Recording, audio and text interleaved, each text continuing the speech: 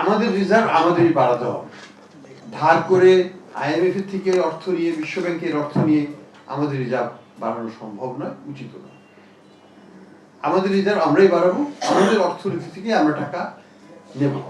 আমরা একটা participant. Bangladesh bank is a player in the foreign exchange market. We will continue to play our role like any other central bank যেমন বাজারে আছে, আমরাও থাকবো সেখানে। এবং আমরা খুব ট্রান্সপারেন্ট ওয়েতে কিন্তু আমরা ডলার কিনছি।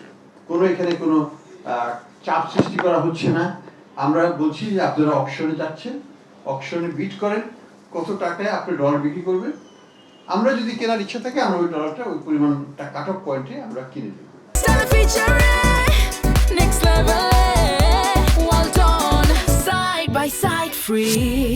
যেমন লাস্ট অকশনে আমরা দেখলাম যে এটা 122 টাকা 30 পয়সাতে কাট অফ পয়েন্ট হয়েছে। তা আমরা ওইখানে আমরা কিনে ফেলতাম, তার বেশি আর আমরা চাইনি।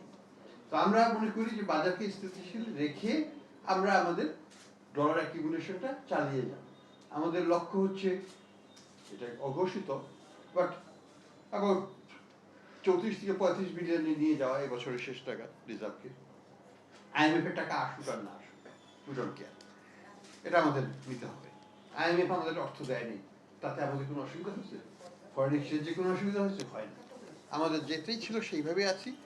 আমাদের কোনো আমি তাদেরকে বলেছি, তোমাদের value is in providing our technical support.